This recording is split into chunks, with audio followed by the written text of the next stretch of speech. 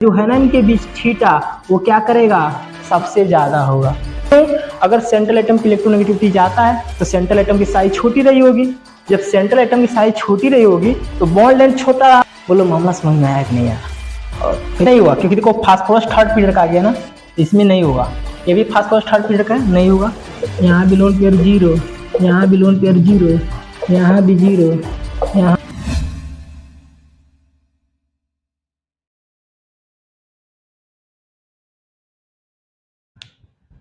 आज का जो हमारा वीडियो है वो टोटली डिपेंड है किस पर, बॉन्ड एंगल के कंपैरिजन पर। हम जानेंगे कि बॉन्ड एंगल को कैसे कंपेयर करते हैं, ठीक है, विथ हाइब्रिडाइजेशन, विथ VCPR और NBPR थ्योरी से। ये सारे के सारे कंसेप्ट आपको आने चाहिए। हाइब्रिडाइजेशन क्या होती है, VCPR क्या होती है, NBPR क्या होती है, ये सारी थ्योरियाँ लगाकर हम कंपेयर करेंगे मॉलिक्यूल के बॉन्ड एंगल, ठीक है, उनके इंक्रीजिंग ऑर्डर में इसको क्या करेंगे, कंपेयर करेंगे। पता लगाएंगे इन्हीं सब थ्योरी का यूज करके किसका बॉन्ड एंगल सबसे ज़्यादा होगा, किसका बॉन्ड एंगल सबसे कम होगा, ठीक है। तो ये सारी चीज़ें आपको जानने के लिए आपको जो भी प्रीवियस वीडियो मैंने आपको बता चुका है, हाइब्रिडाइजेशन, VCPR, NBPR, ये सारी थ्योरी आप प्रीवियस वीडियो से पढ़ कर आइए ताकि आपको अच्छे से समझ में आए बॉन्ड एंगल कंपैरिजन, ठीक है। तो हेडिंग बनाते हैं, comparison of bond angle.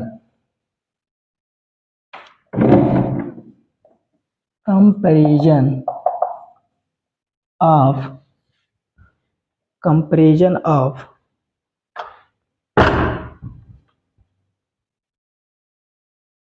Bond angle.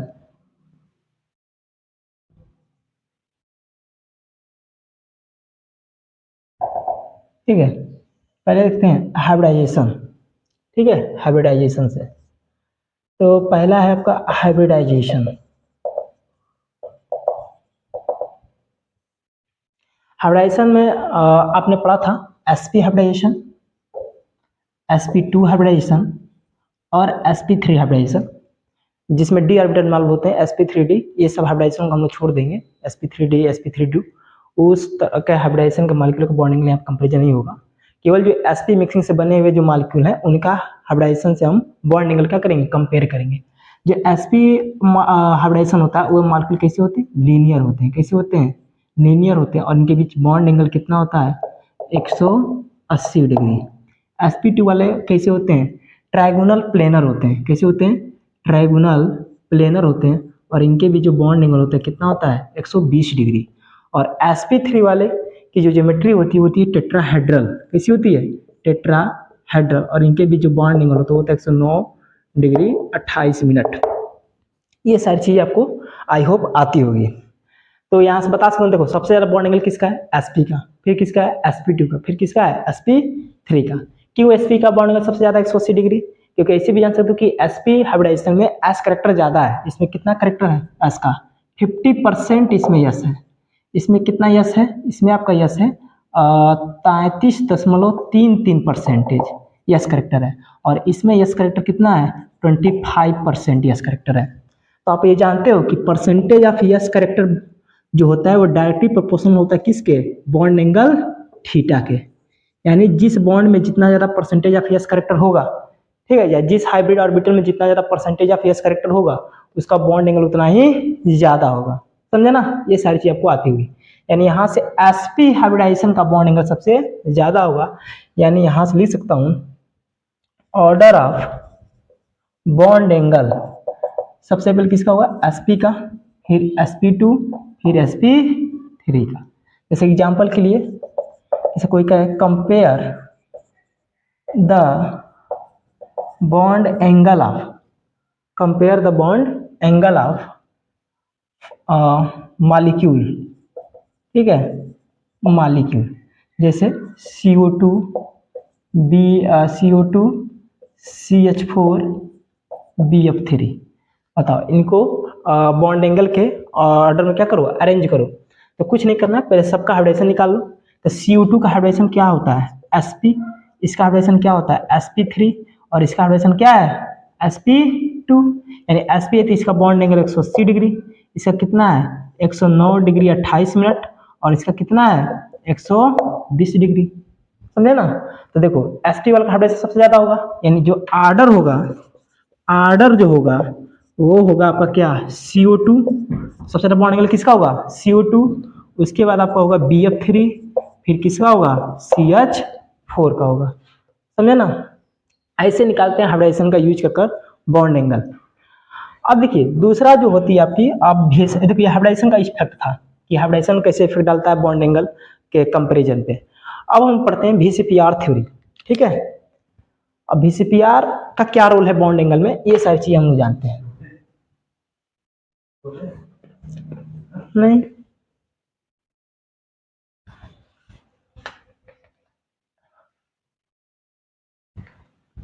ये दूसरा है VCPR।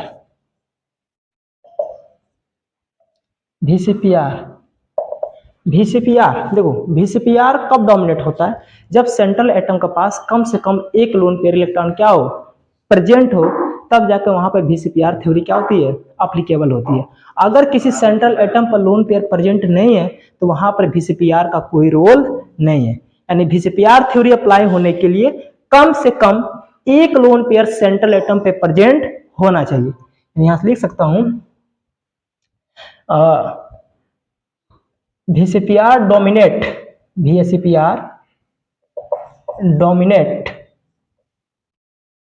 डोमिनेट्स, ठीक है। सेंट्रल एटम हैव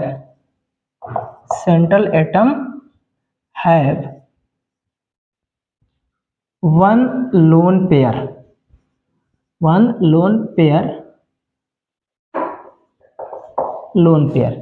या एक लोन पेयर से ज्यादा होना चाहिए, ठीक है, तब जाके VCPR क्या करेगा, डोमिनेट करेगा। अच्छा, VCPR में भी पढ़े थे कि जो लोन पेयर का रिपल्सन होता है सबसे ज्यादा होता है, इसके पास लोन पेयर बॉन्ड पेयर का, उसके बाद किसका होता है, बॉन्ड पेयर का रिपल्सन, ठीक है। या जैसे कोई मॉलिक्यूल है, जैसे देखो बॉन्ड एंगल कंपैरिजन करना है, जैसे कोई मॉलिक्यूल है, जैसे कोई एक मॉलिक्यूल यहाँ पे A ले लो और यहाँ पे कोई एक लोन पेयर प्रेजेंट है, ये दूसरा मॉलिक्यूल है, इस पर दो लोन पेयर प्रेजेंट है, ठीक है। और ये तीसरा मॉलिक्यूल ले लो जिस पर तीन लोन पेयर प्रेजेंट है,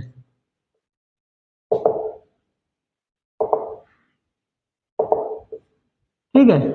अब इसके बॉन्ड एंगल कंपैरिजन करना है तो क्या करोगे, कुछ नहीं करोगे कि देखो जैसे नंबर ऑफ लोन पेयर, ये सब क्या है, सेंट्रल एटम है, जैसे सेंट्रल एटम पे नंबर ऑफ लोन पेयर क्या होंगे, इंक्रीज होंगे, बॉन्ड एंगल क्या होगा, डिक्रीज होगा, क्योंकि लोन पेयर में रिपल्सन ज्यादा होगा। जैसे इनके ये दोनों लोन पेयर आपस में रिपेल करेंगे तो ये बॉन्ड और क्या होगा, बेंड होगा। जब बेंड होगा मान लेते इसके बीच का एंगल बीटा है और इसके बीच का एंगल अल्फा है और इसके बीच का एंगल मान लो गामा है, ठीक है। तो यहाँ पे देखो एक लोन पेयर का रिपल्सन लग रहा है, यानी यहाँ पे अल्फा थोड़ा सा डिक्रीज होगा, यहाँ पे दो लोन पेयर का रिपल्सन लग रहा है तो बीटा और डिक्रीज हो जाएगा, ठीक है, अल्फा से बीटा एंगल और डिक्रीज हो जाएगा।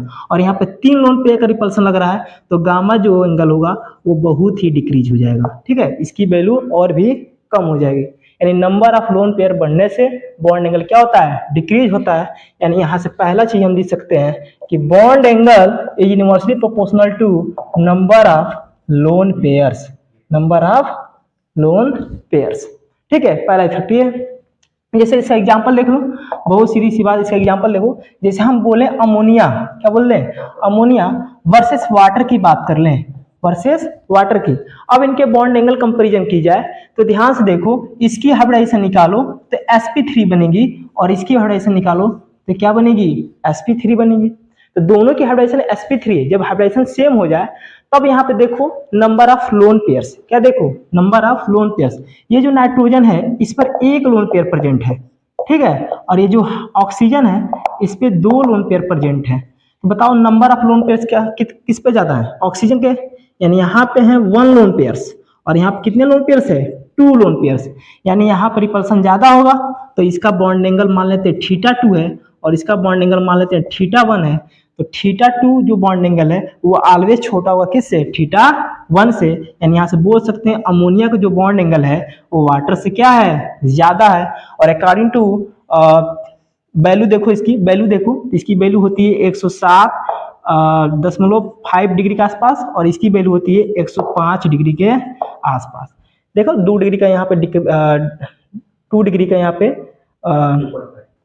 कितना 2.5 का 2.5 का यहाँ पे क्या हो गया, डिक्रीज होगी, बॉन्ड एंगल 2.5 क्या हो गई है, यहाँ पे डिक्रीज हो गई है क्योंकि यहाँ पे लोन पेयर्स बढ़ चुके हैं। ऐसे कर सकते हो। दूसरा फैक्टर है इसका इलेक्ट्रोनेगेटिविटी का। किसका फैक्टर है? इलेक्ट्रोनेगेटिविटी का। जैसे अगर किसी सेंट्रल एटम की इलेक्ट्रोनेगेटिविटी ज्यादा है, अगर किसी सेंट्रल एटम की इलेक्ट्रोनेगेटिविटी ज्यादा है तो उसकी बॉन्ड एंगल भी क्या होगी? ज्यादा होगी। यानी यहां से बोल सकते हैं कि bond angle is directly proportional to electronegativity of central atom. ठीक है, सेंट्रल एटम की इलेक्ट्रोनेगेटिविटी जितनी ज्यादा होगी बॉन्ड एंगल उतना ही छोटा होगा। क्यों? अगर सेंट्रल एटम की इलेक्ट्रोनेगेटिविटी ज्यादा है तो सेंट्रल एटम की साइज छोटी रही होगी। जब सेंट्रल एटम की साइज छोटी रही होगी तो बॉन्ड लेंथ छोटा रहा होगा। जब बॉन्ड लेंथ छोटा रहा होगा तो बॉन्ड एंगल अपने आप ही डिक्रीज कर गई होगी। ठीक है, सॉरी डिक्रीज कर, बॉन्ड एंगल अपने आप ही इंक्रीज कर गई होगी। जैसे मान लो यहाँ पे कोई मॉलिक्यूल ए है, ठीक है, और यहाँ पे दो मॉलिक्यूल यहाँ पे जोड़ता हूँ, जैसे यहाँ पे बी है और यहाँ पे दो सराउंडिंग एटम बी है, और इसी से यहाँ पे मैं सी जोड़ देता हूँ। ठीक है, अब देखो, अब इनके बीच देखो यहाँ पे बॉन्ड लेंथ थोड़ी सी छोटी है तो इनके बीच रिपल्सन क्या है? ज्यादा है। बोलो, यहाँ पे रिपल्सन क्या है? ज्यादा है। रिपल्सन ज्यादा है तो यहाँ पे बॉन्ड एंगल भी क्या है? ज्यादा है।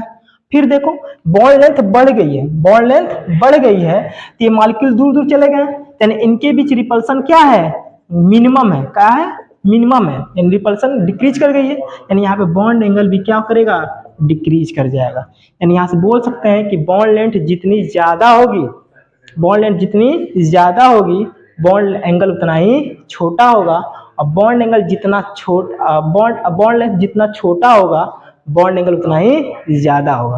पढ़े थे ना यहाँ पे? Bond angle is inversely proportional to bond length, ये होता है। ठीक है, तो यहाँ से एक और आ जाएगा, तीसरा आपका क्या आ जाएगा? यहाँ से आ जाएगा आपका, हाँ यहाँ आप देख लो, जैसे इसका एग्जांपल देख लो। इसका एग्जांपल के लिए जैसे आप ले लो NH3 वर्सेस ले लो PH3, ऐसे ले लो PH3। बताओ यहाँ पे देखो दोनों की हाइब्रिडेशन सेम है, वैसे तो इसमें हाइब्रिडेशन होता नहीं है क्योंकि ये नो हाइब्रिडेशन का कंसेप्ट है, क्योंकि ये ड्रैगोस मॉलिक्यूल है, इसका बॉन्ड एंगल वैसे ही छोटा होता है। फिर अगर हम इससे जाएं सेंट्रल एटम की इलेक्ट्रोनेगेटिविटी से जाएं, ठीक है, तो नाइट्रोजन की इलेक्ट्रोनेगेटिविटी क्या है? ज्यादा है, क्योंकि इसकी मोर ईएन है, इसकी इलेक्ट्रोनेगेटिविटी सबसे ज्यादा है, और इसकी कैसी है? लेस ईएन है। इसीलिए अमोनिया की बॉन्ड एंगल PH3 से क्या है? ज्यादा है। ठीक है, और तीसरा जो आपका फैक्टर है, तीसरा इलेक्ट्रोनेगेटिविटी, तीसरा जो फैक्टर है वो इलेक्ट्रोनेगेटिविटी ऑफ सराउंडिंग एटम पे है। किस पे है? इलेक्ट्रोनेगेटिविटी ऑफ सराउंडिंग एटम पे, यानी जो बॉन्ड एंगल है वो इनवर्सली प्रोपोर्शनल होता है इलेक्ट्रोनेगेटिविटी ऑफ सराउंडिंग एटम के। ये तीन रूल हैं किसके? VSEPR के, जो बार बार अप्लाई होंगे बॉन्ड एंगल के कंपैरिजन में। इसको अभी के लिए जल्दी कॉपी में नोट कर लो जल्दी। जैसे एग्जाम्पल देखो इसका, example compare the bond angle. Okay, पहला है NH3, NH3 मतलब अमोनिया वर्सेस NF3। दूसरा H2O वर्सेस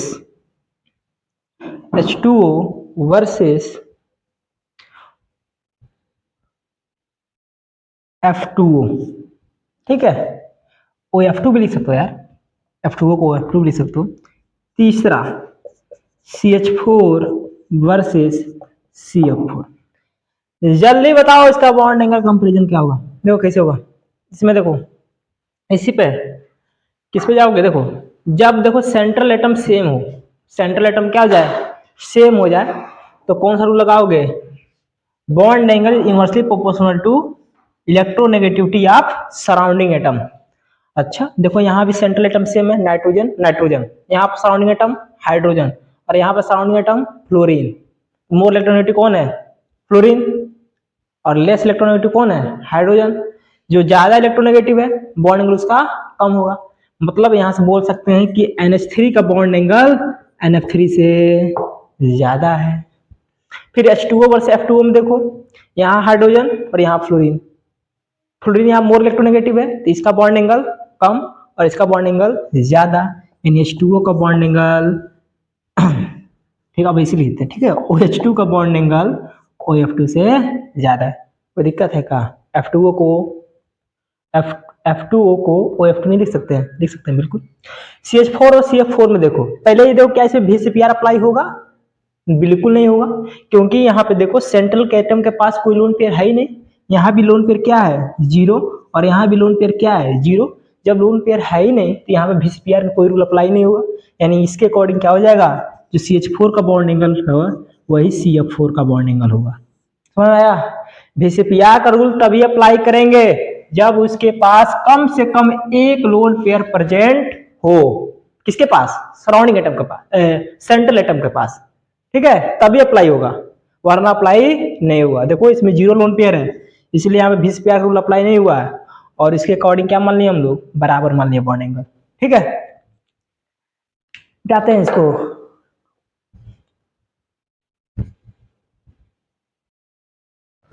अब देखते हैं कि NBPR का क्या इफेक्ट है बॉन्ड एंगल पे, ठीक है। तो इसके पहले जानो कि NBPR कब डोमिनेट करता है, ठीक है।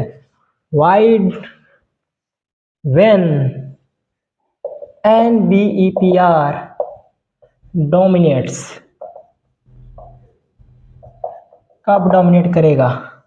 तो इसके लिए रूल लिखवाए थे पिछली बार भी, अभी भी लिखवा देता हूँ। देखो, सेंट्रल एटम जो होने चाहिए वो कैसे होने चाहिए? स्मॉलर साइज के होने चाहिए। किस होने चाहिए? स्मॉलर साइज का, लाइक अ सेकेंड पीरियड के होने चाहिए। यानी central atoms lies on, central atoms lies on second period, ठीक है बाबू। सेकेंड पीरियड, सेकेंड पीरियड में कौन कौन लोग आएंगे? कार्बन, नाइट्रोजन, ऑक्सीजन और फ्लोरीन।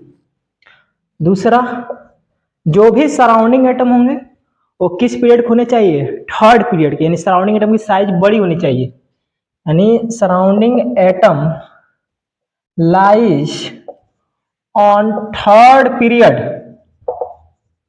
या उसके ऊपर के भी हो सकते हैं, 4 और 5 पीरियड भी हो सकते हैं, और ऑनवर्ड्स, ठीक है। जैसे फ्लोरीन, क्लोरीन, ब्रोमीन, आयोडीन, ये भी हो सकते हैं, ठीक है। जबकि ये ऑर्गेनिक है, क्या है? इनऑर्गेनिक, सॉरी, ये इनऑर्गेनिक मॉलिक्यूल है, ये इनऑर्गेनिक एटम है, इनऑर्गेनिक ग्रुप है ये। देखो, सेंटर जो सराउंडिंग एटम होंगे ना वो 2 तरह के होंगे, फिर से नोट करो यहाँ पे। एक आपका होगा इनऑर्गेनिक और दूसरा होगा ऑर्गेनिक। इनऑर्गेनिक ग्रुप में फ्लोरीन, सॉरी फ्लोरीन को छोड़ देंगे, फ्लोरीन सेकेंड पीरियड का है, इसको बिल्कुल नहीं लेंगे। क्लोरीन, ब्रोमीन, आयोडीन, ठीक है। OH, OH भी ले सकते हो, ठीक है। SI, OH हो गया, chlorine, bromine, iodine, OH, NO2, NR2, etcetera etcetera, ये सब के सब इनऑर्गेनिक ग्रुप हैं। ऑर्गेनिक में CH3, C2H5, फिर PH, मेजिंग रिंग, और भी ले सकते हो PH3, एक्सेट्रा एक्सेट्रा, ये सब के सब ऑर्गेनिक ग्रुप ही आ सकते हैं जो NBPR डोमिनेट कराएंगे। अच्छा, NBPR किस हाइब्रिडाइजेशन में लागू होगा? ये हमेशा डोमिनेट करता है, डोमिनेट्स ऑलवेज sp3, बिल्कुल याद रखना, भूल से भी sp2 sp में हाइब्रिडाइजेशन, अगर किसी मॉलिक्यूल का हाइब्रिडाइजेशन sp और sp2 है तो उसमें NBPR कभी डोमिनेट नहीं करेगा, ऑलवेज sp3 में डोमिनेट करेगा। sp3 हाइब्रिडाइजेशन, ठीक है, हमेशा sp3 हाइब्रिडाइजेशन में NBPR डोमिनेट करेगा। उसका कंडीशन ये है कि सेंट्रल एटम सेकंड पीरियड का होना चाहिए, और सेकंड पीरियड में भी देखो तो कार्बन, नाइट्रोजन, ऑक्सीजन, फ्लोरीन, ठीक है। फ्लोरीन तो डोमिनेट कराएगा नहीं, फ्लोरीन नहीं डोमिनेट करा सकता क्योंकि फ्लोरीन एक ही बॉन्ड बनाता है, तो कभी भी वो sp3 हाइब्रिडाइजेशन शो करेगा नहीं। फ्लोरीन सेंट्रल एटम बनता है तो sp3 हाइब्रिडाइजेशन शो नहीं करेगा, इसलिए फ्लोरीन एनवीपीआर डोमिनेट नहीं कराएगा।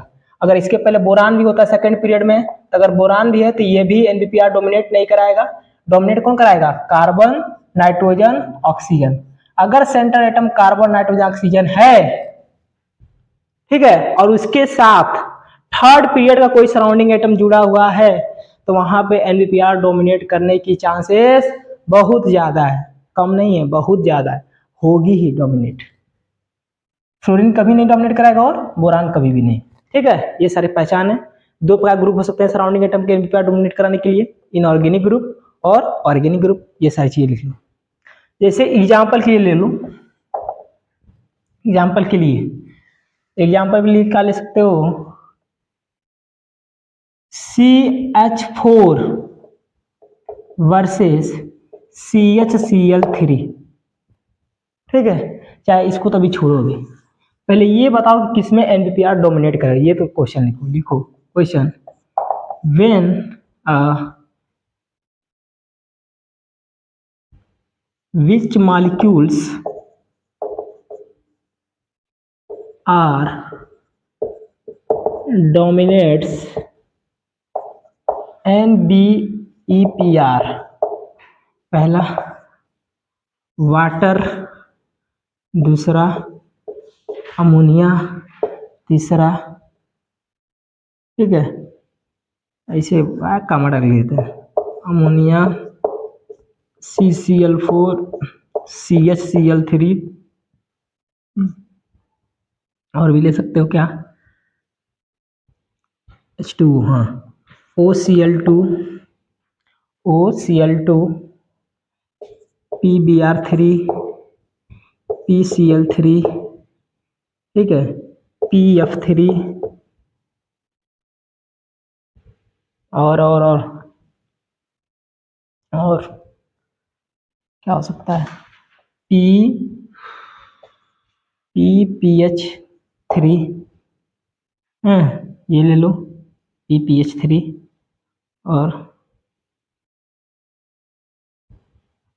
और भी क्वेश्चन हो देता हूँ, देख के देता हूँ क्वेश्चन। और PPH3,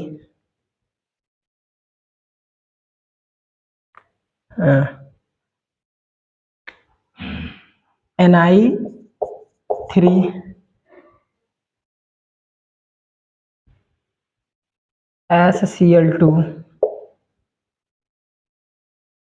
SCl2,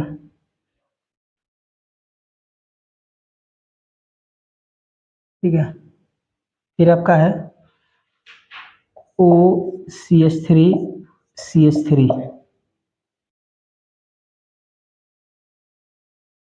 चलो बताओ किस में डोमिनेट करेगा।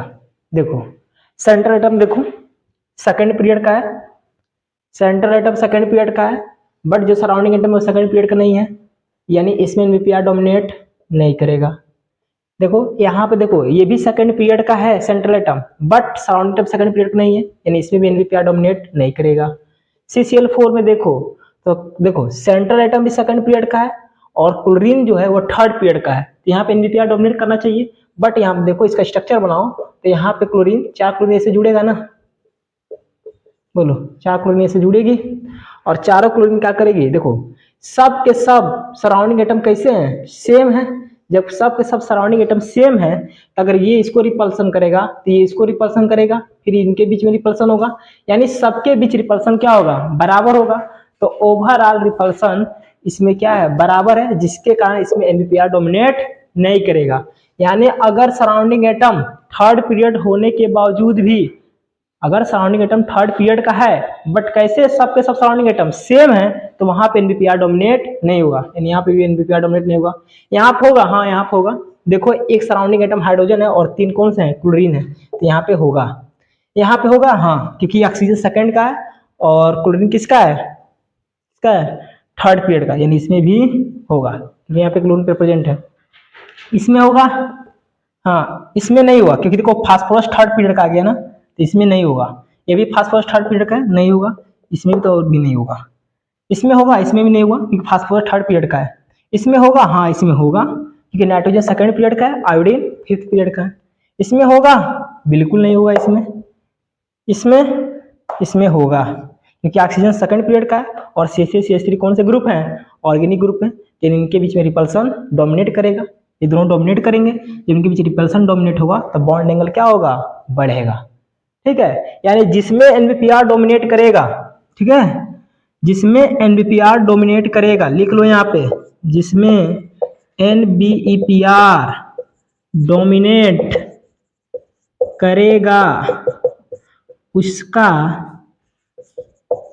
बॉन्ड एंगल सबसे ज्यादा होगा, सबसे ज्यादा होगा। नोट कर लें कॉपी में, सबसे ज्यादा होगा। ठीक है, तो मैंने हाइब्रिडाइजेशन से बता दिया बॉन्ड एंगल किससे कंपैरिजन करते हैं, फिर VCPR से बता दिया, फिर बता दिया NBPR से। ठीक है, जैसे एग्जांपल के लिए ले लो H2O वर्सेस OCl2, तो H2O कैसा होगा, और इस पे भी 2 लोन पेयर प्रेजेंट है, इस पे भी, और ये ऑक्सीजन से 2 क्लोरीन जुड़ा है, और इस पे भी कितने लोन पेयर प्रेजेंट है, 2 लोन पेयर, यानी इसका हाइब्रिडाइजेशन sp3 है और इसका भी हाइब्रिडाइजेशन क्या है, sp3 है। अगर हाइब्रिडाइजेशन sp3 है, अगर हाइब्रिडाइजेशन sp3 है तो सबसे पहले VCPR भी नहीं लगाना है, VCPR का भी रूल नहीं लगेगा, सबसे पहले NBPR डोमिनेट कर रहा है कि नहीं कर रहा है ये देखना है।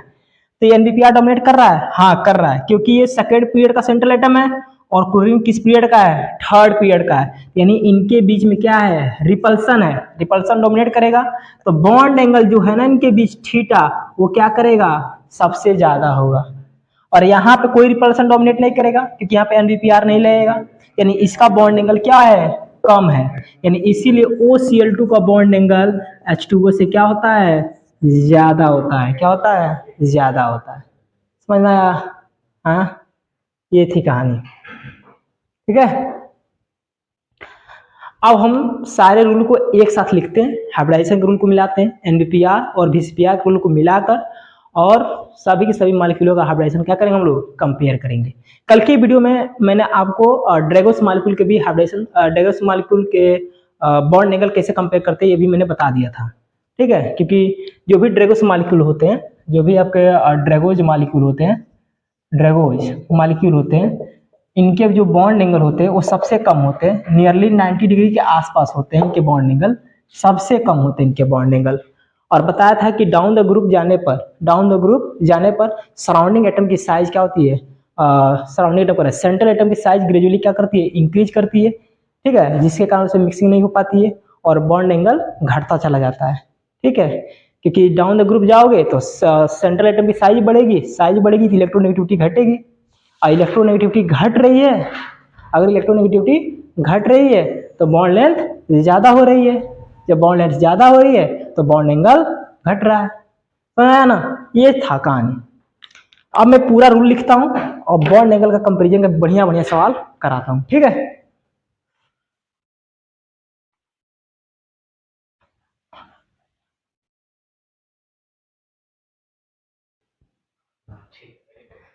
आर्डर लिखो, order of bond angle comparison. देखो सबसे पहले sp वालों का देखेंगे, उसके बाद sp2, उसके बाद sp3 वालों का। अब जैसे sp3 हाइब्रिडेशन आएगा तो उसमें सोचेंगे NBPR डोमिनेट हो रहा है कि नहीं। अगर sp3 वाले मॉलिक्यूल में NBPR डोमिनेट हो रहा है तो पहले बॉन्ड एंगल किसका सबसे ज्यादा होगा, NBPR वालों का सबसे ज्यादा होगा। उसके बाद sp3 आइडियल, जिनका बॉन्ड एंगल कितना होगा, जिनका बॉन्ड एंगल करेक्ट कितना हो, 109 डिग्री 28 मिनट हो, उनका आएगा। उसके बाद कौन आएगा आपका, sp3 VCPR वाला का आएगा, VCPR वाला का। ठीक है, VCPR कब होगा, जब सेंट्रल एटम के पास लोन पेयर प्रेजेंट होगा तभी VCPR होगा। उसके बाद आपके आएंगे ड्रैगोज मॉलिक्यूल के, कौन आ जाएंगे, ड्रैगोज मॉलिक्यूल के बॉन्ड एंगल आ जाएंगे। तो ये ट्रेंड आपको याद रखना है।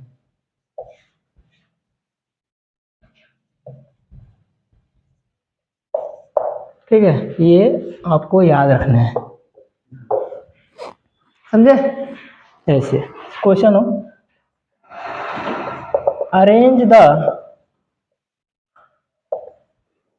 Increasing order of bond angle, arrange the increasing order of bond angle.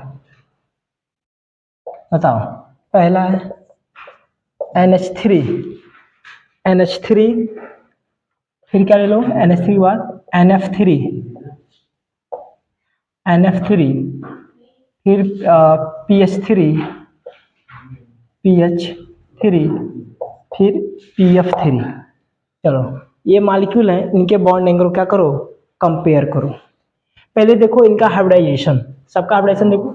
तो इसका हाइब्रिडाइजेशन sp3 sp3 sp3, समझा? यानी ये तीनों का हाइब्रिडेशन sp3 है। पहचान हमारा ना कि pH3 कैसा है, ड्रैगोज मॉलिक्यूल है, यानी pH3 का बॉन्ड एंगल तो सबसे कम होगा, ड्रैगोज मॉलिक्यूल है, सबसे लास्ट में रखो। अब ये देखो ये भी sp3 है, ये भी sp3 है, ये भी sp3 है और ये भी sp3 है। अच्छा, सबको sp3 है। अब हाइब्रिडाइजेशन जब सेम हो गया, हाइब्रिडेशन सेम हो गया, सबका सब sp3 हो गया, तो अब देखो किसी में NVPR डोमिनेट करेगा। देखो इसका हाइब्रिडेशन sp3 है, इसका हाइब्रिडेशन sp3 है और इसका हाइब्रिडेशन क्या है, sp3 है। तो अब देखो क्या NVPR डोमिनेट कर रहा है, नहीं कर रहा है, क्योंकि देखो यहाँ पर हाइड्रोजन है, फ्लोरीन है, फिर फ्लोरीन है, यानी सेंट्रल एटम तो सेकेंड पीरियड के हैं, सेंट्रल एटम तो सेकेंड पीरियड के हैं, बट सराउंडिंग एटम भी, सराउंडिंग एटम जो है वो थर्ड पीरियड नहीं है, वो भी किसके पीरियड के हैं, सेकेंड पीरियड के। यानी यहाँ पे आपका जो NVPR है वो भी डोमिनेट नहीं करेगा। अच्छा, NVPR डोमिनेट नहीं कर रहा है, तो अब देखो आइडियल बॉन्ड एंगल किसका है। तो आइडियल बॉन्ड एंगल तो इसमें होगा नहीं, क्योंकि यहाँ पे देखो सबके पास क्या प्रेजेंट है, लोन पेयर, क्या प्रेजेंट है, लोन पेयर, क्योंकि यहाँ पे भी एक लोन पेयर प्रेजेंट है, यहाँ भी लोन पेयर प्रेजेंट है और यहाँ भी लोन पेयर प्रेजेंट है। तो लोन पेयर प्रेजेंट होने का आइडियल बॉन्ड एंगल देखा नहीं जाएगा। तब क्या देखेंगे, V से PR, क्योंकि लोन पेयर प्रेजेंट होता तो क्या देखते हैं, V से PR। V से PR में अगर लोन पेयर ज्यादा है तो बॉन्ड एंगल कम है, सब पे लोन पेयर सेम है, सब पे लोन पेयर क्या है, सेम है। यानी V से PR का पहला जो रूल था, V से PR का पहला रूल यही था ना जी, हाँ, बॉन्ड एंगल, देखो पहला रूल ये था, bond angle is directly inversely proportional to number of lone pair. और दूसरा क्या था, bond angle is directly proportional to electronegativity of central atom. और तीसरा रूल क्या था, bond angle is inversely proportional to electronegativity of surrounding atom. अब देखो लोन पेयर सेम है तो ये रूल तो लगेगा नहीं। अब आ जाओ दूसरे रूल पे, VCPR के दूसरे रूल पे आओ। अब सेंट्रल एटम की इलेक्ट्रोनेगेटिविटी देखो, तो यहाँ पे नाइट्रोजन है और यहाँ पे कौन सा है, फास्फोरस है। तो नाइट्रोजन की इलेक्ट्रोनेगेटिविटी क्या होती है, ज्यादा होती है। जब नाइट्रोजन की इलेक्ट्रोनेगेटिविटी ज्यादा है, यानी सेंट्रल एटम की इलेक्ट्रोनेगेटिविटी ज्यादा है, तो बॉन्ड एंगल ज्यादा है, मतलब PF3 की तो बॉन्ड एंगल कम ही होगी। ठीक है, अब देखो इन दोनों में, अब कंपेयर करो NH3 और NF3 में। अब NH3 और NF3 में देखो, ठीक है, तो ये रूल तो लगेगा नहीं, क्योंकि दोनों के दोनों सेंट्रल एटम कैसे हो गए, सेम। अब आओ सराउंडिंग एटम पे, किस पे आओ, सराउंडिंग एटम पे। तो सराउंडिंग एटम देख लो, सराउंडिंग एटम, तो सराउंडिंग एटम में यहाँ पे फ्लोरीन है और यहाँ पे कौन है, हाइड्रोजन है। तो अगर सराउंडिंग एटम की इलेक्ट्रोनेगेटिविटी ज्यादा है तो बॉन्ड एंगल कम है, यानी इसकी बॉन्ड एंगल क्या है, कम है, और इसकी बॉन्ड एंगल क्या है, ज्यादा है। यानी NH3 हो गई सबसे ज्यादा बॉन्ड एंगल, उसके बाद कौन होगा आपका, ये आपका ट्रेंड हो जाएगा NH3, फिर NF3, फिर आपका होगा PF3, फिर आपका क्या आ जाएगा, PH3। यही है ट्रेंड किसका, बॉन्ड एंगल का। समझ में आना कैसे कंपेयर कर रहे हैं, सीधा से ये चार्ट देखना, वैसे कंपेयर करना है। और VCPR के रूल को ऐसे बारी बारी से लगाना है, ये नहीं कि तुरंत तीसरा रूल लगा दे, पहले पहला देखिए, पहला नहीं हो रहा है, फिर दूसरा पे आइए, फिर तीसरे पे आइए, ऐसे आइए। अगर तीनों के तीनों रूल नहीं हो रहे हैं तो बॉन्ड एंगल को बराबर मान लीजिए। समझ में आ रहा है ना, बोलिए। देखो दूसरा क्वेश्चन देखो, दूसरा क्वेश्चन आपका OH2 OCl2, फिर आपका है SCl2, फिर आपका AcCl2, फिर आपका है TeCl2। इसका बॉन्ड एंगल कंपेयर करो, कैसे होगा कंपेयर, जल्दी बताओ इसका बॉन्ड एंगल। फिर इसमें आओ हाइब्रिडाइजेशन में, इसका हाइब्रिडाइजेशन sp3, इसका sp3, इसका हाइब्रिडाइजेशन sp3, हाँ इसका भी sp3 होगा ना, हाँ sp3 इसका भी होगा। और यहाँ ध्यान से देखो, सेलेनियम और टेलुरियम ये दोनों कैसे हैं, ड्रैगोज मालिक्यूल हैं। कैसे हैं, ड्रैगोज मालिक्यूल हैं, क्योंकि इनमें हाइब्रिडेशन होगी नहीं। अब ड्रैगोज मालिक्यूल देखो तो देखो डाउन द ग्रुप जा रहे हो तो सेलेनियम के नीचे कौन आता है, टेलुरियम, यानी इसकी बॉन्ड एंगल ज्यादा होगी और इसकी बॉन्ड एंगल कम होगी, क्योंकि बताए थे, अगर यही बताए थे ना नीचे किस सेलेनियम टेलुरियम किस में आते हैं, फास्फोरस ऑक्सीजन ऐसे था, सेलेनियम फिर टेलुरियम। डाउन द ग्रुप जाने पर ये सेंट्रल एटम की साइज बढ़ रही थी तो बॉन्ड एंगल क्या हो रहा था, घट रहा था, यानी इसकी बॉन्ड एंगल इससे क्या है, कम है, इसकी बॉन्ड एंगल कम है और इसकी ज्यादा है। ये तो दोनों सबसे लास्ट में आएंगे। अब इसमें आओ sp3 वालों में। अब जैसे हाइब्रिडेशन sp3 हुआ तो अब देखो क्या इनमें NBPR डोमिनेट हो रहा है, तो किसमें NBPR लगेगा, इसमें NBPR लगेगा नहीं, क्योंकि यहाँ पे देखो सेंट्रल एटम तो सेकंड पीरियड का है, but surrounding atom second period का, sorry surrounding atom third period का नहीं है। यहाँ पे देखो ये सेंट्रल एटम किसका है, सेकंड पीरियड का, बट सराउंडिंग एटम किसका है, थर्ड पीरियड का, यानी इसमें NBPR है, इसमें NBPR नहीं है, क्योंकि देखो सेंट्रल एटम किस पीरियड का हो गया, थर्ड पीरियड का, यानी इसमें नो NBPR। तो सब जिसमें NBPR प्रेजेंट है वो सबसे पहले होगा, यानी OCl2 का बॉन्ड एंगल सबसे ज्यादा। अब देखो अब इन दोनों में NBPR तो नहीं लगा, अब इसमें NBPR नहीं लगा, ये तो सबसे लास्ट में कंप्यूटर को मालूम है, इसको सबसे पीछे कर दो। अब इन दोनों में NBPR डोमिनेट नहीं किया तो क्या देखना है, आइडियल बॉन्ड एंगल देखना है।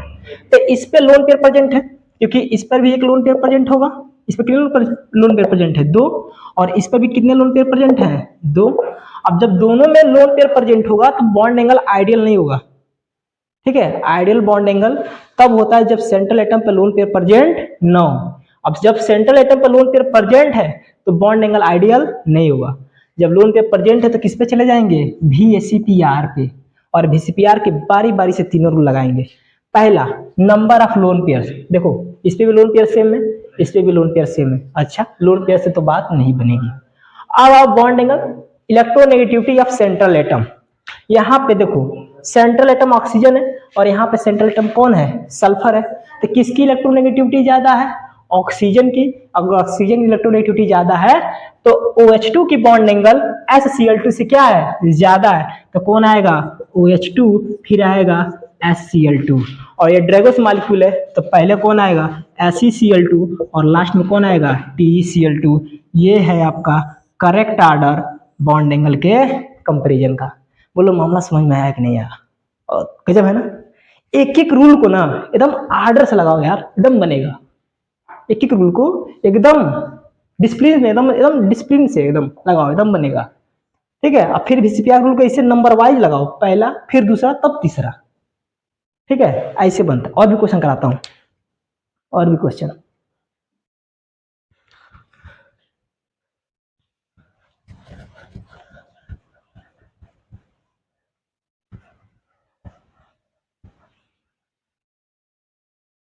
जैसे और भी क्वेश्चन ले लेते हैं।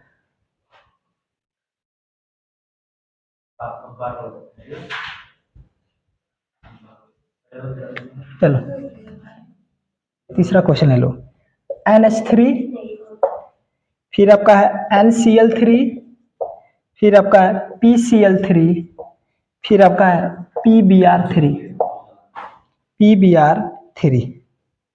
तो बॉन्ड एंगल कैसे कंपेयर करोगे, पहले देखो इसमें कोई ड्रैगोज मालिक्यूल नहीं है, पहली बात इसमें कोई भी ड्रैगोज मालिक्यूल नहीं है, तो ड्रैगोज मालिक्यूल को हटा दो।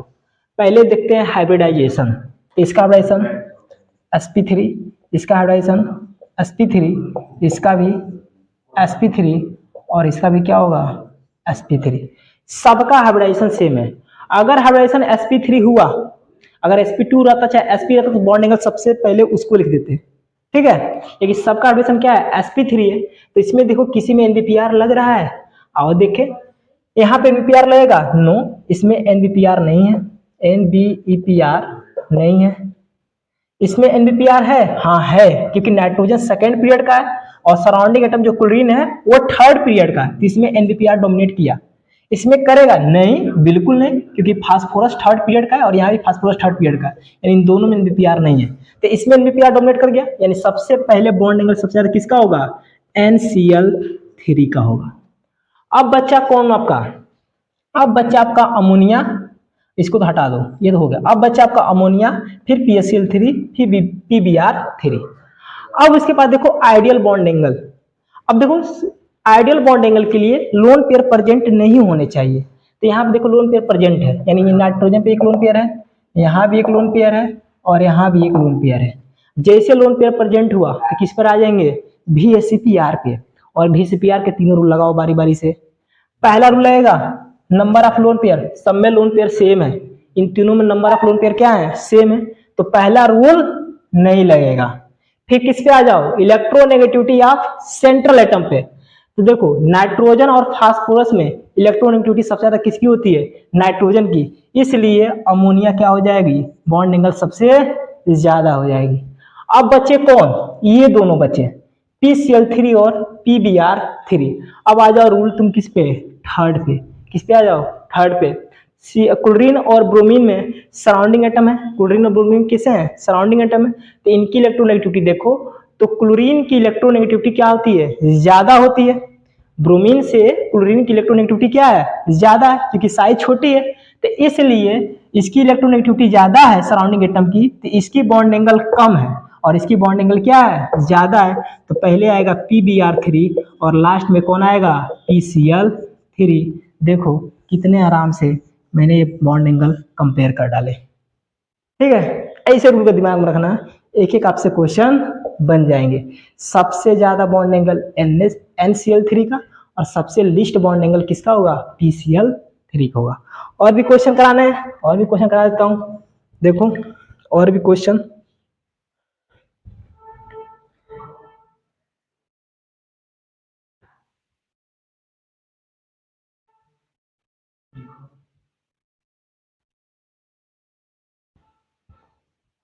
हेलो, कंपेयर करो चौथा, NH3, NF3, NCl3, फिर है PCl3, फिर है PbR3, ये तो अभी किए ही हो, फिर है PF3, फिर आपका है ASF3, और फिर आपका है SbF3, SbF3। जल्दी बताओ बॉन्ड एंगल सबसे ज्यादा किसका होगा और सबसे कम किसका होगा, ध्यान से बताओ, किसका सबसे ज्यादा होगा, किसका सबसे कम होगा। फिर पहले किस पे आएंगे, हाइब्रिडाइजेशन पे, किस पे आएंगे, हाइब्रिडाइजेशन पे। अब ध्यान से देखो, ये ड्रैगोस मॉलिक्यूल नहीं है, वो ड्रैगोस मॉलिक्यूल होने के कारण, ड्रैगोस मॉलिक्यूल तब होते जब यहाँ पे H3 होता है, इनके हाइड्राइड होते हैं, फास्फोरस, आर्सेनिक और एंटीमनी के हाइड्राइड जो होते हैं वो होते हैं ड्रैगोस मॉलिक्यूल, फ्लोराइड नहीं होते हैं, ठीक है। बताए थे कि फ्लोराइड नहीं होते हैं, क्योंकि फ्लोरीन जब जुड़ती है ना, तो जो सेंट्रल एटम होती है उसकी साइज घट जाती है, क्योंकि जैसे अगर तुम ना जैसे तुम फास्फोरस से फ्लोरीन को जोड़ोगे तो ये क्या करेगी, फ्लोरीन इलेक्ट्रॉन डेंसिटी खींचेगी, जिसके कारण फास्फोरस पे डेल्टा पॉजिटिव चार्ज क्रिएट होगा और फास्फोरस की साइज क्या हो जाएगी, कम हो जाएगी, समझे। इसलिए ड्रैगोस मॉलिक्यूल नहीं होते हैं, क्योंकि मिक्सिंग इसमें फेवरेबल हो जाती है और ये हाइब्रिडाइजेशन शो करते हैं, ये मेन रीजन है। तो ये सब के सब ड्रैगोस मॉलिक्यूल नहीं है। अब हाइब्रिडाइजेशन बताओ, इसका sp3, इसका sp3, इसका sp3, सबका sp3 है,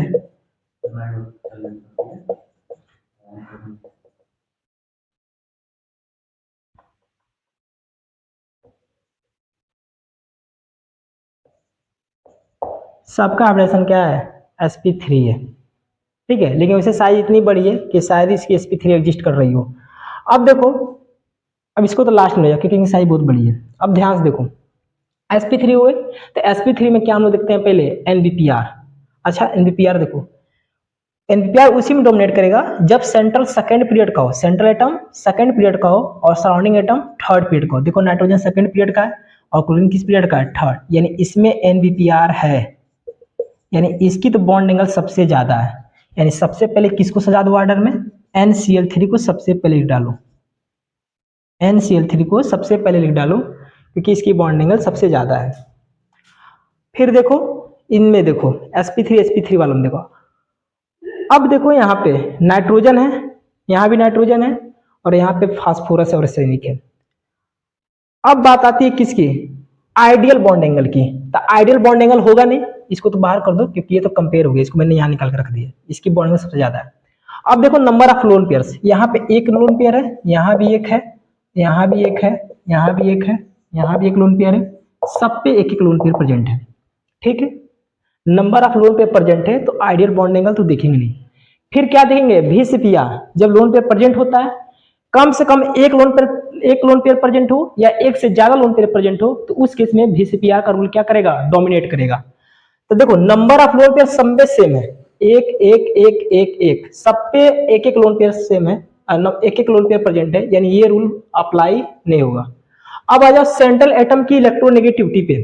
तो नाइट्रोजन और फास्फोरस में मोर इलेक्ट्रोनेगेटिव कौन होता है, नाइट्रोजन। कौन होता है, नाइट्रोजन।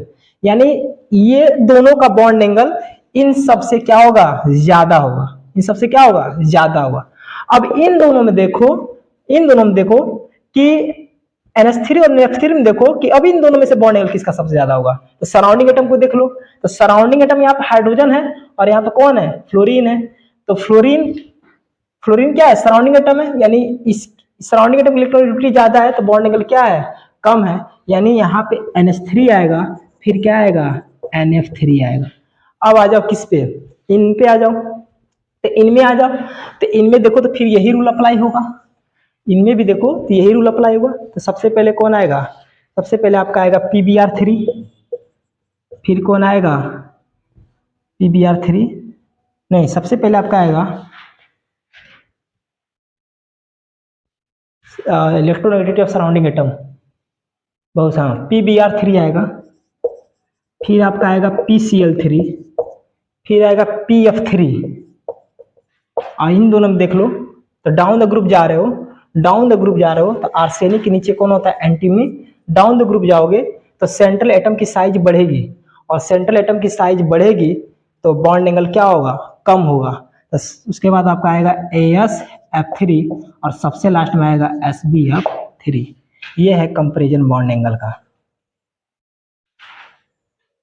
ठीक है, ऐसे कंपेयर होंगे आपके बॉन्ड एंगल, नोट करो इसको, ऐसे कंपेयर होंगे। ठीक है, और भी क्वेश्चन बचा है तो करा देता हूँ इसको।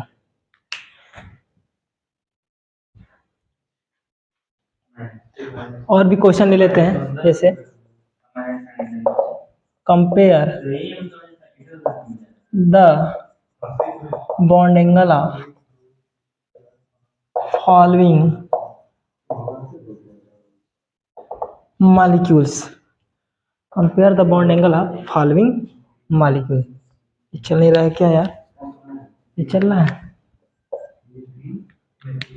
ये चल रहा है कि नहीं चल रहा है। क्वेश्चन ले लेता हूँ, क्वेश्चन आपका BF3 SnCl2 CO2 PF3 NF3, सबको एक साथ कितना बड़ा क्वेश्चन है। BeCl2, फिर आप ले लो CCl4, फिर आप ले लो OCl2, फिर ले लो NH3, फिर आप ले लो CH4, हाँ CH4, फिर आ जाओ CF4, CH4 को एक साथ लेते हैं यहाँ पे, CH4 CF4, फिर आप ले लो PH3, फिर आप ले लो H2S,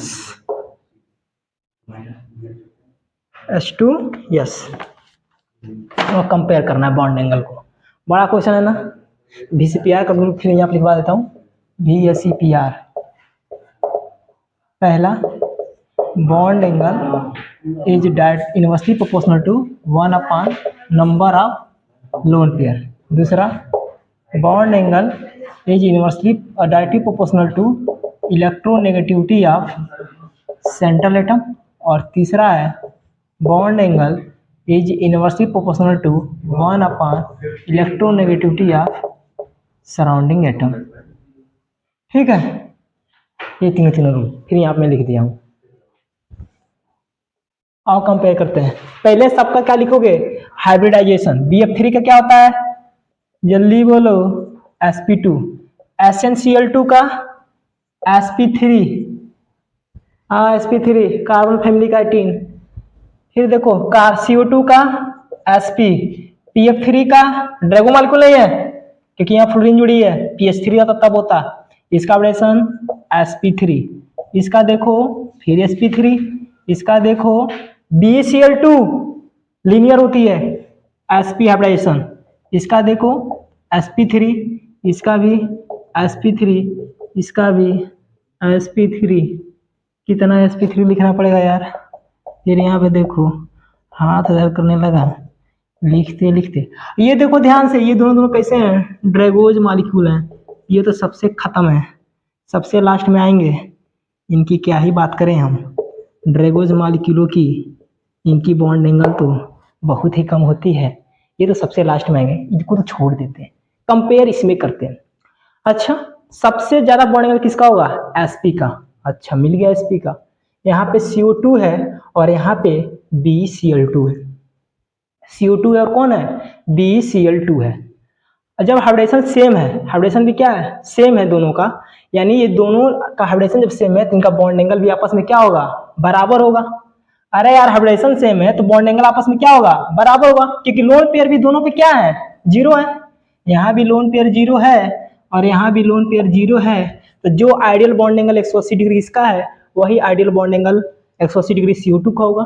यानी यहाँ से लिख सकता हूँ BeCl2 का बॉन्ड एंगल CO2 का क्या है, बराबर है। अब हाइब्रिडाइजेशन किसका देखेंगे, sp2 का। sp2 कौन है, BF3 है, तो इसको लिख दो BF3 आएगा। उसके बाद कौन आएगा, sp3 वाला, कौन आएगा, sp3 वाला। तो sp3 में लोचा है, पहले देखेंगे NBPR किसमें किसमें है।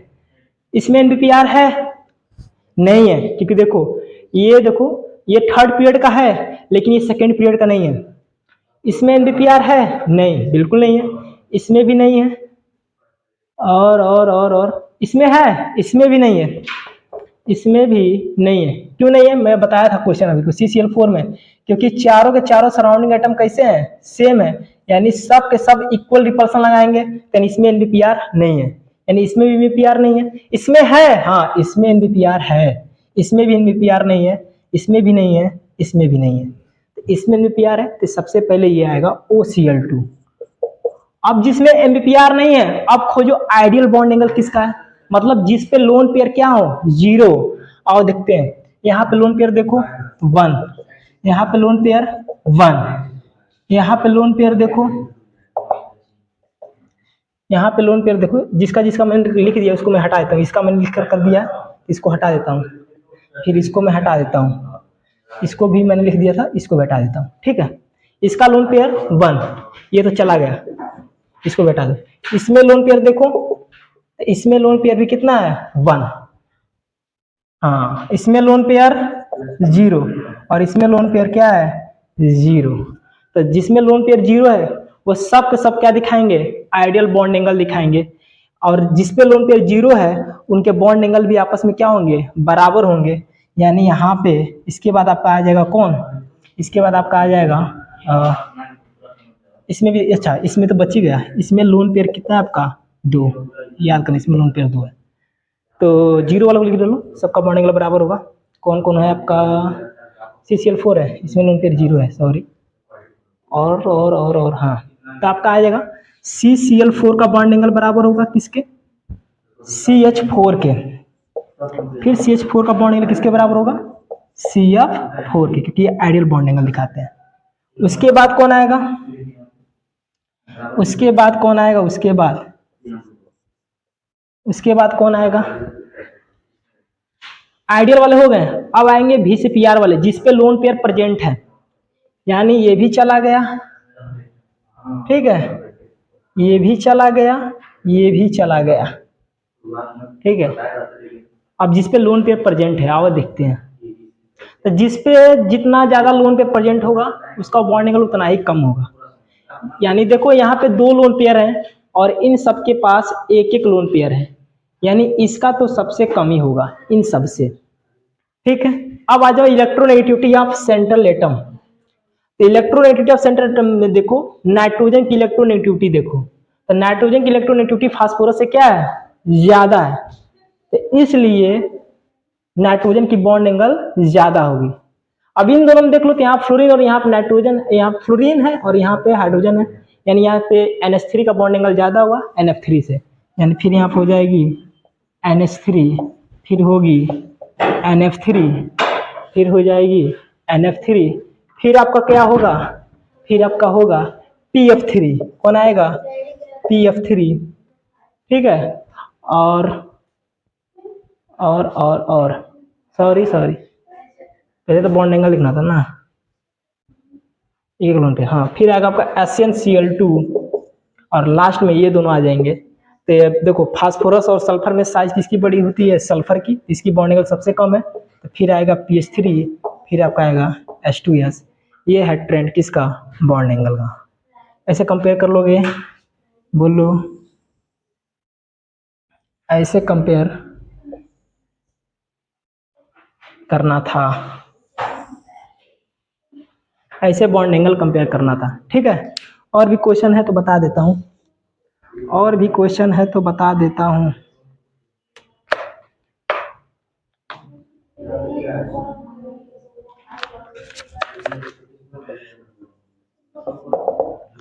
और भी क्वेश्चन है तो बता देता हूँ, जैसे कंपेयर द बॉन्ड एंगल, एक और है, कंपेयर द बॉन्ड एंगल, कौन है पहला, CH4, फिर है CF4, फिर है CCl4, फिर है NH4 प्लस, फिर है BH4 माइनस, फिर है BF4 माइनस, फिर आपका है PH4 प्लस, फिर आपका है PCl4 प्लस, PCl4 प्लस, फिर आपका है PF4 प्लस, फिर है SO4 2 माइनस, फिर आपका है PO4 3 माइनस, ठीक है। इसमें देखो, इसमें सबकी हाइब्रिडेशन बताओ, तो इसकी है sp3, इसकी भी निकालो, तो sp3, सबकी sp3 बनेगी, निकाल के चेक कर लेना, सबकी sp3 हाइब्रिडाइजेशन फॉर्म होगी।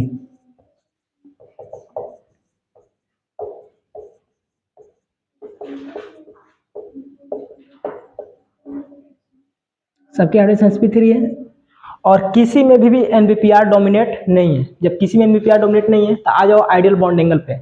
आइडियल बॉन्ड एंगल में देखो सबके पास लोन पेयर कितना है, तो इसके पास भी लोन पेयर कितना है, 0, यहाँ भी लोन पेयर कितना है, 0, यहाँ भी लोन पेयर 0, यहाँ भी लोन पेयर 0, यहाँ भी 0, यहाँ भी 0, सब पे 0 0, तभी तो है हीरो।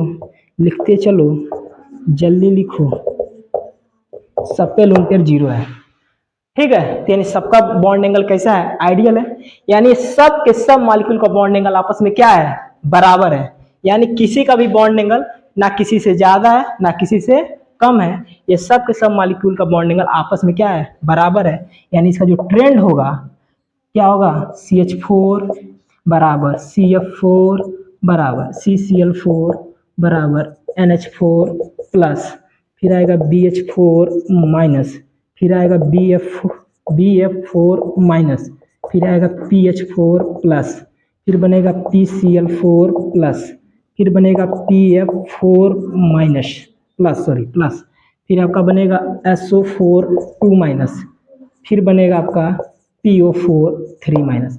ये सबके बॉन्ड एंगल आपस में क्या हो जाएंगे, बराबर हो जाएंगे। ये देखो बहुत गजब के सवाल थे, ऐसे कंपेयर करते हैं बॉन्ड एंगल को। एक एक रूल को एकदम अच्छे से लगाना है। अब ध्यान से देख लेते हैं, कुछ छूटा तो नहीं है। हाँ, इसमें गड़बड़ी ये आई है कि जो ये SnCl2 है, इसकी बॉन्ड एंगल इन सबसे ज्यादा होगी, OCl2 से भी ज्यादा होगी, यहाँ पे आ जाएगा, ठीक है। SnCl2 ये यहाँ पर रहेगा, क्योंकि इसका बॉन्ड एंगल आइडियली 180 डिग्री पाया गया है। इसकी बॉन्ड एंगल कितना होता है, 180 डिग्री के आसपास होता है SnCl2 का, ठीक है। इसको थोड़ा सा मैं और कंटेंट कर लेता हूँ। तो यहाँ पे आपका हो जाएगा क्या, PH3, फिर आपका हो जाएगा H2, यस समझा। इस तरह से पूरे पूरे बॉन्ड एंगल क्या किए जाते हैं आपके, कंपेयर किए जाते हैं। तो एक एक रूल को ध्यान से पढ़िए, समझिए और इस फार्मूले में क्या करिए, अप्लाई करिए, यानी क्वेश्चन में इसको अप्लाई करिए अच्छे से, सारी चीज आपको समझ में आएंगी। ठीक है, पढ़ाई करते रहिए। All the very best.